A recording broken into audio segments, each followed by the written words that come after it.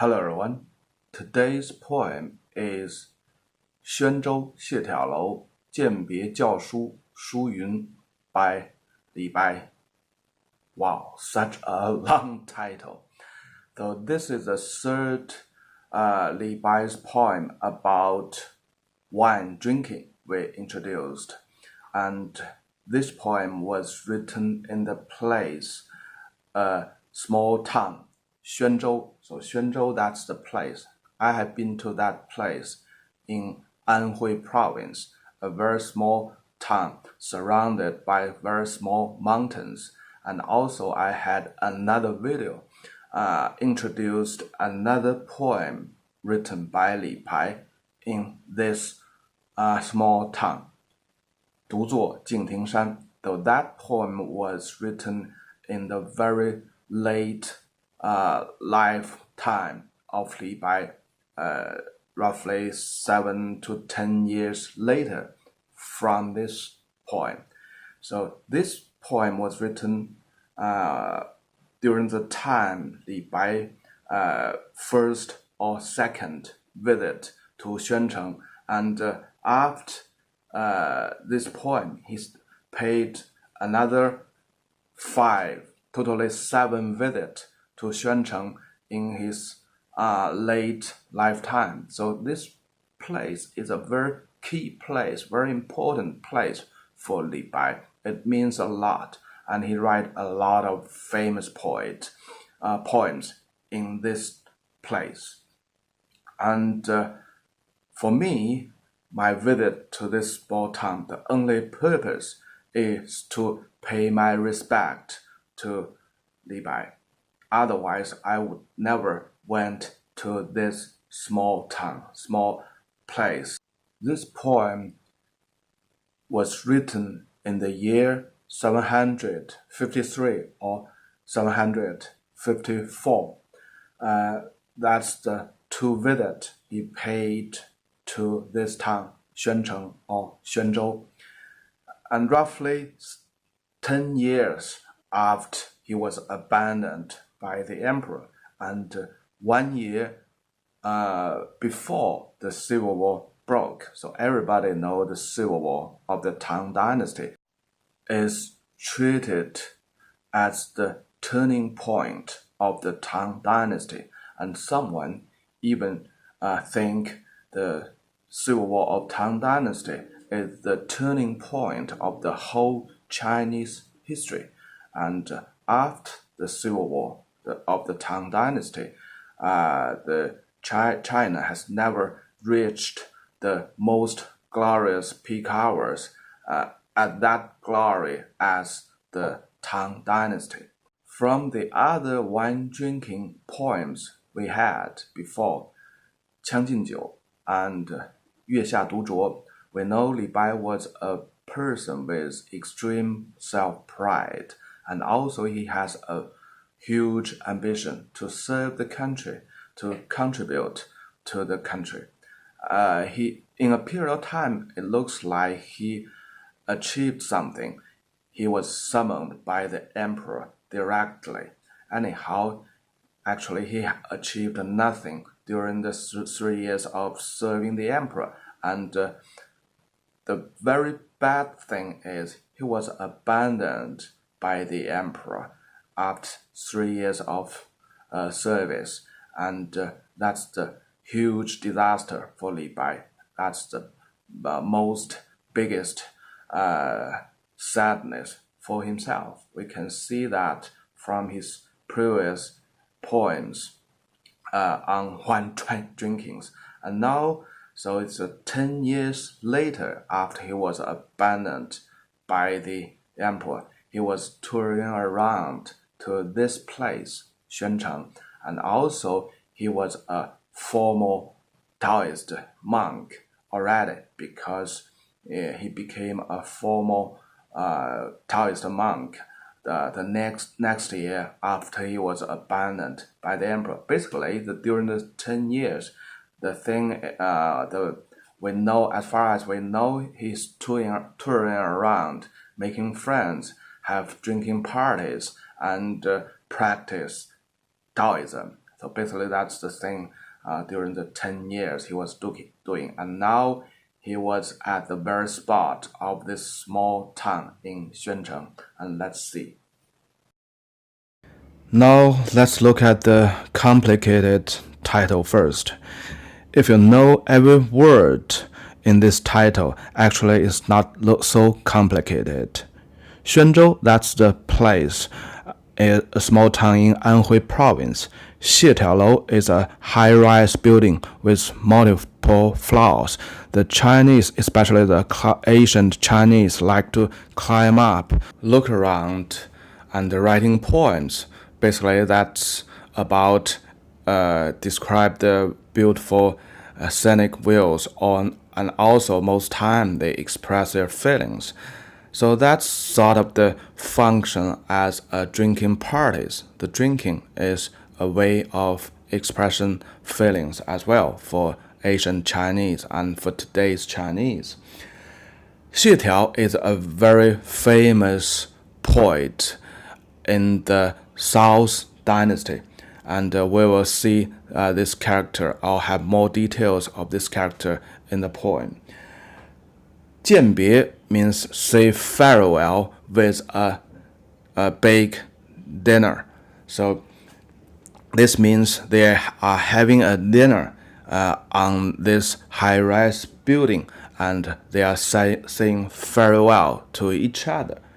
And 教书 is a title's name or a position's name for the who is working in the central government. So that's the tradition for the town people. They like to call each other with their title of the position. Shu Yun. So here is very Chinese. Shu, we know it's uncle. It means uncle. And Yun is the name, because we know it's a farewell dinner, and so the name followed 教书, the position's title must be a name, and he only gave the given name Yun here. Shu is the relationship between Li Bai and the person he's writing to. And a second thought, as far as he was the uncle of Li Bai, so they have the same family name. So the real name, the full name of the who is writing to is Li Yun. So the title basically means in the place of Xuancheng on the high-rise building, Xie Tiao Lou, I was holding a dinner to say farewell to my uncle Li Yun, and who was with the position of 教书. Like a lot of classic Chinese poems, this poem has another title, 陪世玉书华登楼歌. 陪 means Li Bai is accompanying someone. 世玉 is the title's name, a position in the central government. 书华, that's quite strange and obvious. This title reveals a different person's name, Li Hua. So in the previous title, the name is Li Yun, and they all both uncle to Li Bai. So till today, it's still a mystery. Nobody knows. It's two person or it's one person with two names. 登楼歌. Here is another different place from the previous title. 登楼, climbing up the high-rise building and make a poem or sing a song. So the previous title means Li Bai is saying farewell to someone and hold a dinner to say farewell to his uncle. And in this title, it never mentioned the farewell things. It just they are climbing up the mountain like the typical Chinese like to climb up a high-rise building, and they sing a song, write a poem to express their feelings. So the second title, let me wrap up again.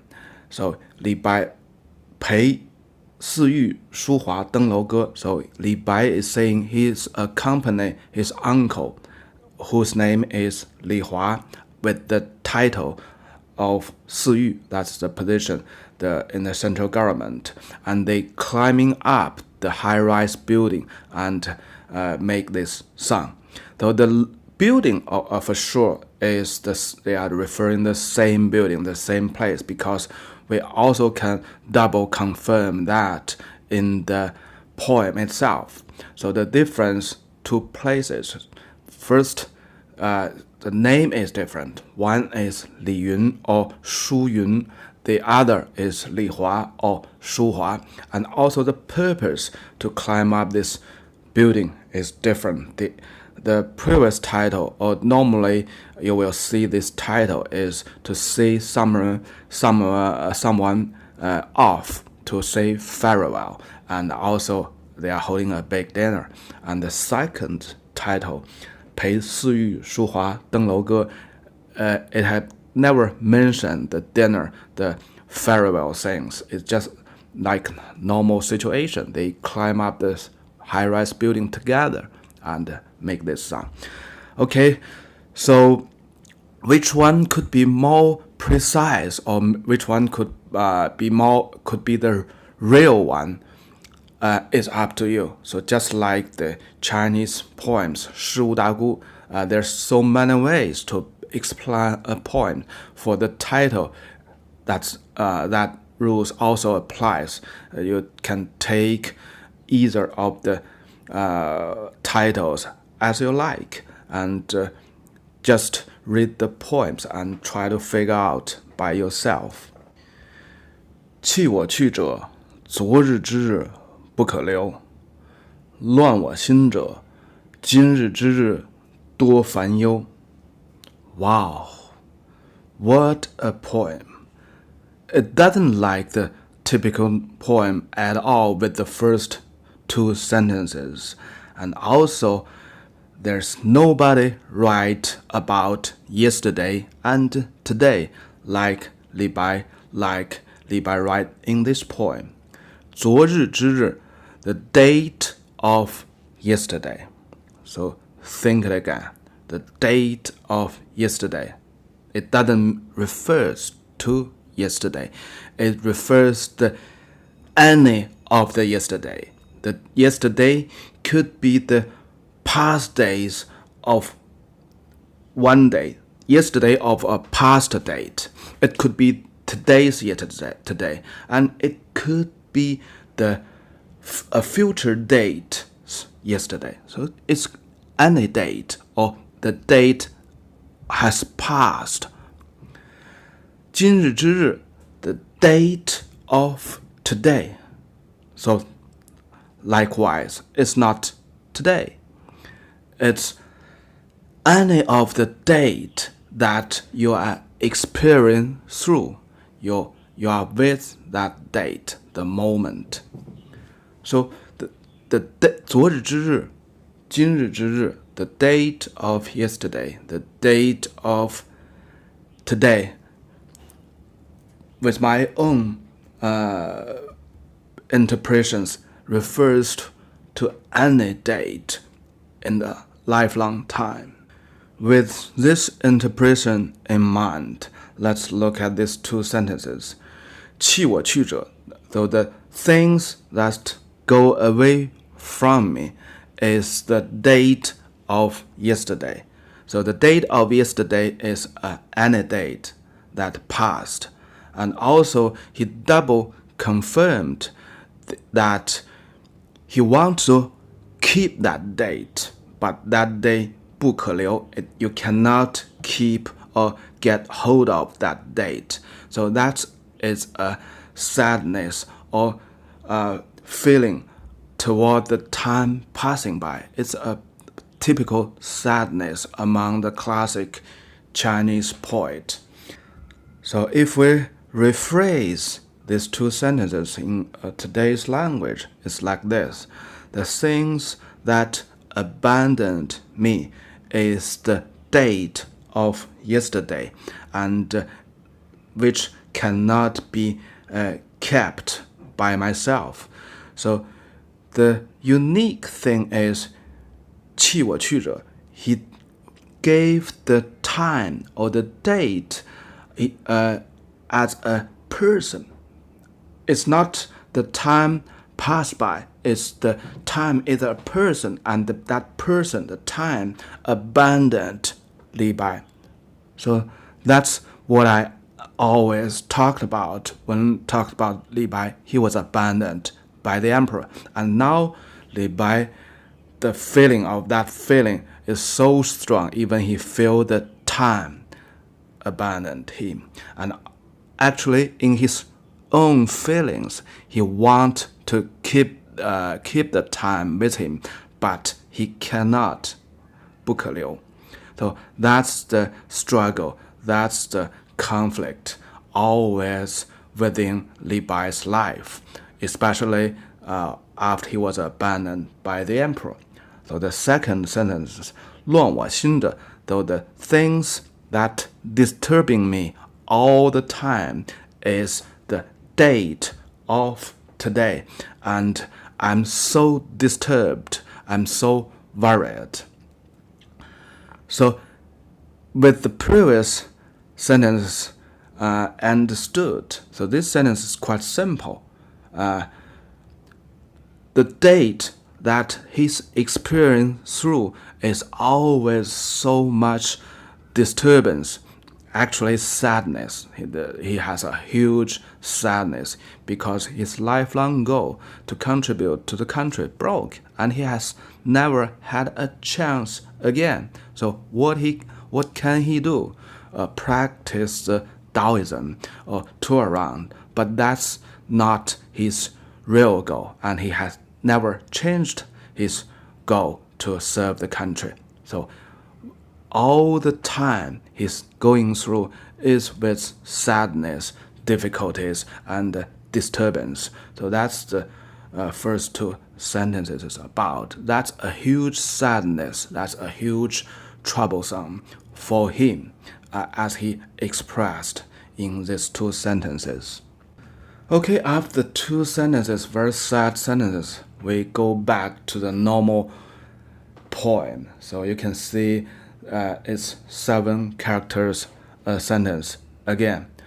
长风万里送秋雁，对此可以酣高楼.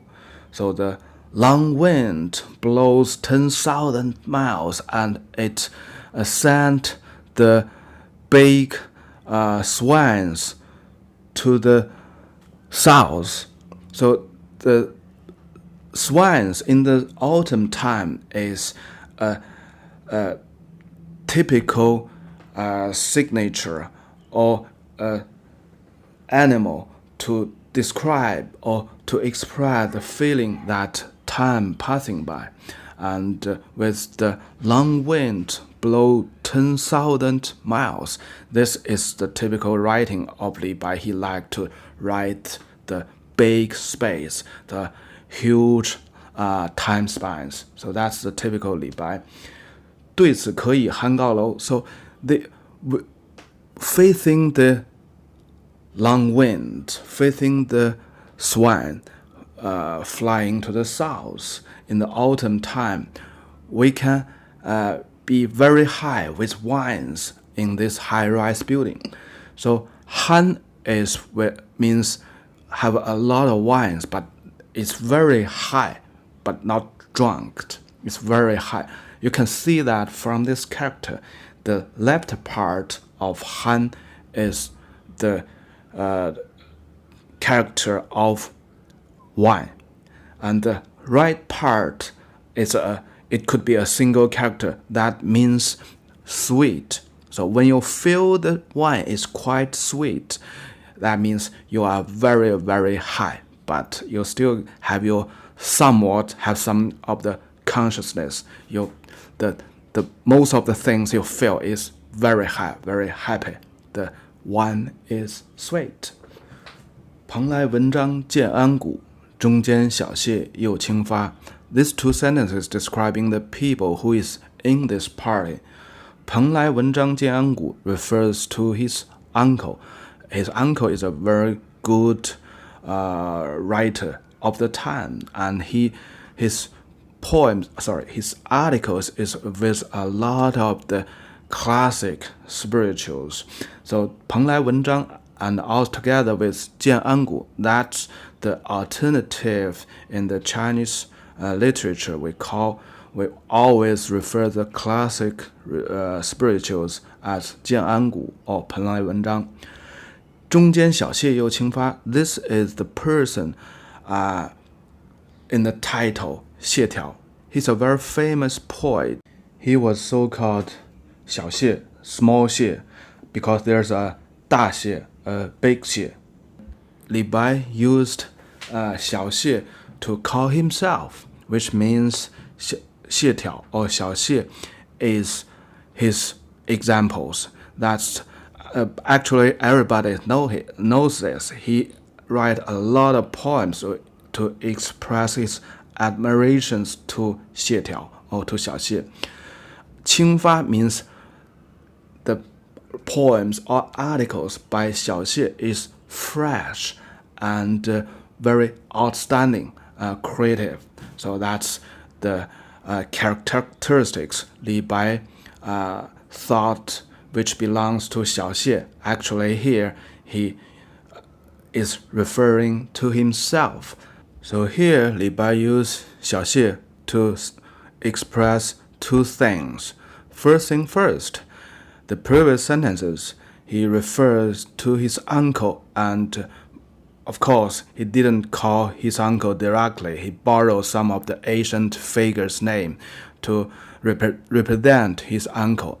And here 小谢 is the same methodology. He used 小谢's name to represent himself. So he was the 小谢 in this dinner. And secondly, 小, which means junior, it shows the respect to his uncles. 巨怀疑心壮思飞，欲上青天揽明月. So here we can see their purpose may not about saying farewell, because 巨怀疑心壮思飞 means we both have a great interest of touring around. 疑心 means touring around. And this interest also encouraged our thoughts flying high. We have a lot of the thoughts by this huge interest, and even I want to go above the blue sky to embrace the bright moon. So that's Li Bai. So he can hold the moon in his hand. And also, if we have a second thought, we can figure something a little bit different, because his lifelong goal is associated with the country, with the emperors. And now his interest is something far beyond and something not human. It's the moon in the blue sky.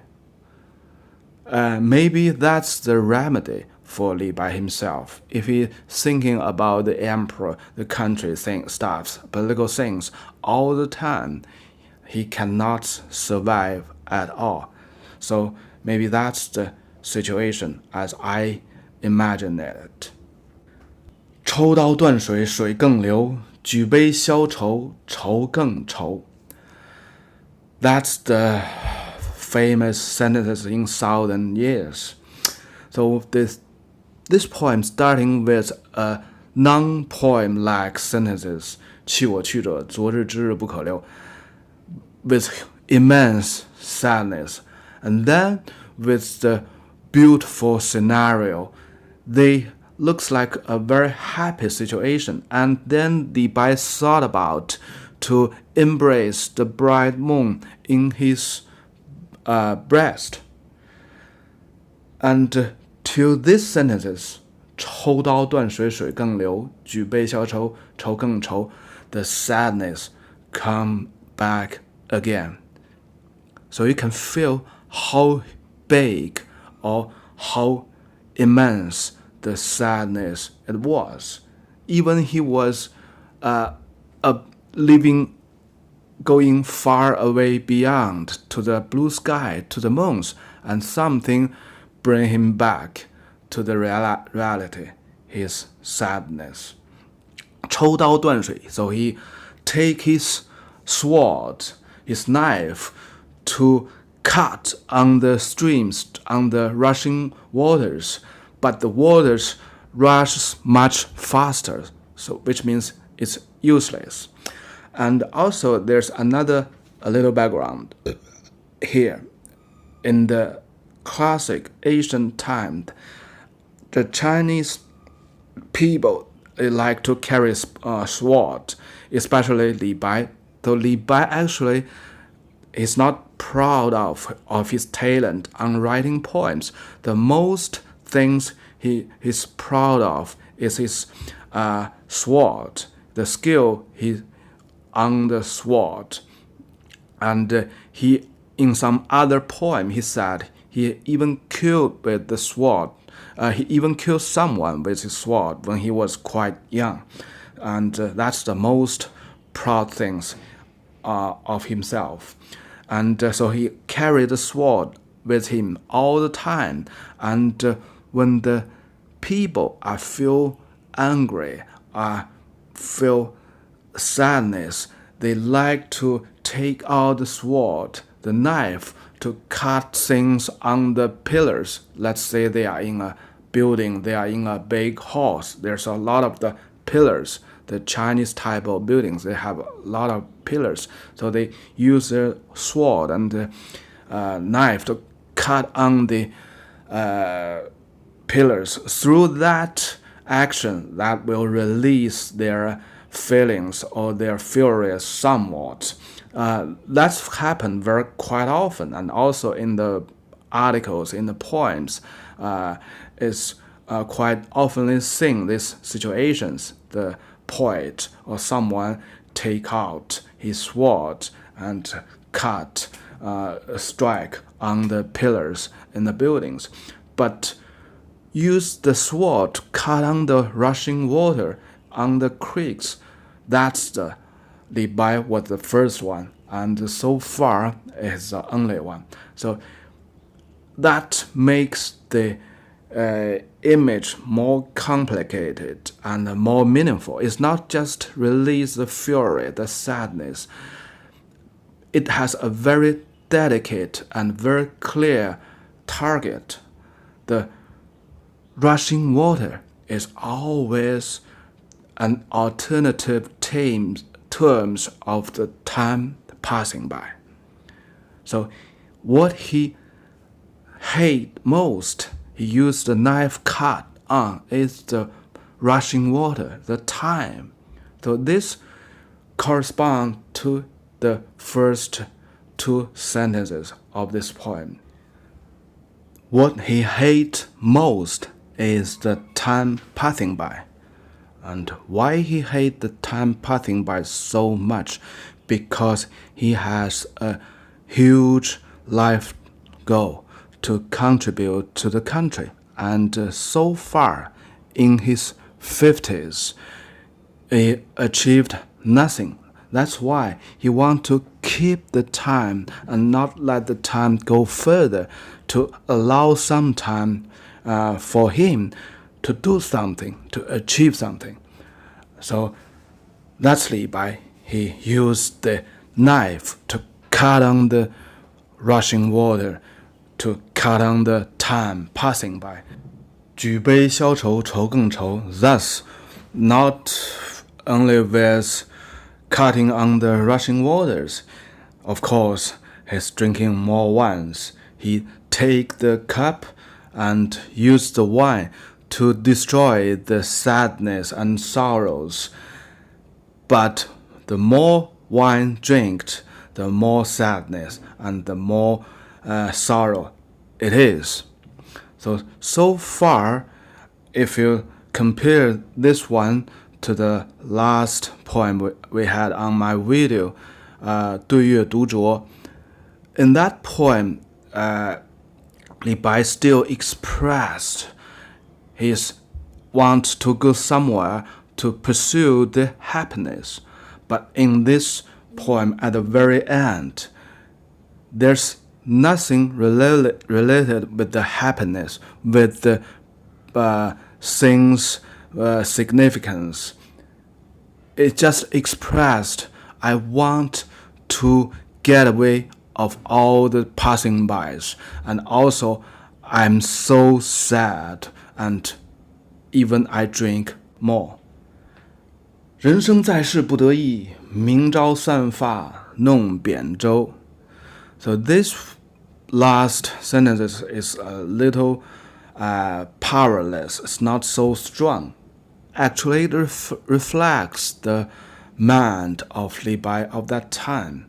He's a little bit wear out by the time passing by 50 years. He has do so many things. He has endured so many things.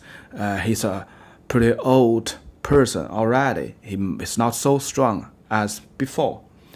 So 人生在世不得已. So the people who is living in the world, they can never always satisfy or achieve their goals to fulfill their wish. So this sentence looks like Li Bai tried to comfort himself that in the world everybody lead such a life. Not always you can fulfill your wish. Everybody lead such a life. So do you. Now the Li Bai sometimes somewhat think he could be an ordinary man. So that's quite different from his youth time, from his middle-age time. So everybody is changing when the time passing by. That's why Li Bai hate the rushing water most. He hate the time changes. The last sentence, 明朝散发弄扁舟. Tomorrow morning, I will release my hair and take a small boat. So this is a quotation to one of the ancient stories. Let's look at the word 散发 first. In the surface means to release the hair. Actually, it refers to quit his job in the government. Because if you are an officer in the government, you had to wrap your hair and then you put the officer's cap on the top of the wrapped hairs. So here Li Bai expresses willing to release his hair from the ramped shape, means even he was 10 years away from his previous government positions, but his mind, his heart still always with the central government, because his hair is still wrapped. He's ready to take the officer's cap anytime. And now, tomorrow morning, he would release his hair from the wrapped shape. That means he will never go back again to the government to fulfill his lifelong goals. Also, we can see it in the last several words. 弄扁舟. 扁舟, small boat. It has two quotations. One is from the Confucius, which the Confucius has word that if the country is not running in a right order, the people with virtues will take a boat and go onto the sea. And also there's another quotation to a story, real story in the spring and autumn period. A very famous premier minister with a great feat when he defeated the biggest enemy countries. He resigned his position and he take a small boat, 乘扁舟浮于江湖. That's Fan Li, a very famous historical figure in spring and autumn term. But both of them, they means they will get away from the political things, from the central government, from the emperors. They will be living on the Jianghu, the lake and rivers. So that's a very complicated terms. I cannot explain it. Or in another words, to go to the lake and rivers is equal to be a hermit. So these two quotations actually is the very original Chinese hermits stories. So you can see in this poem, 10 years away from the emperors, Li Bai changed so much. It's hard to taste out the pride he used to have for so many years, and now you don't feel too much of the pride by himself, and he has tried to comfort himself, and everybody's lead such a life, and also he want to totally forgot his lifelong dream. So, all in all, in this poem, Li Bai expressed his huge feelings that he hate time passing by. He created the unique words 昨日之日今日之日抽刀断水水更流. That's so creative, and everybody still use that words today. It's quite popular words, and we even have a pop songs based on this poem. And also you can feel that Li Bai changed a lot. He was not the outstanding person with such a pride. Li Bai is changing all the time, so if you have the interest to see how Li Bai changes afterwards, after this poem, you can check another video by me. The name is 独坐敬亭山, which was written in the last few years of his life. Time passing by, and people change. No matter it's Li Bai, the most outstanding person, or people just like us, as normal persons. Everybody changes, and time passed by and never stop. Okay, that's for today. Bye-bye.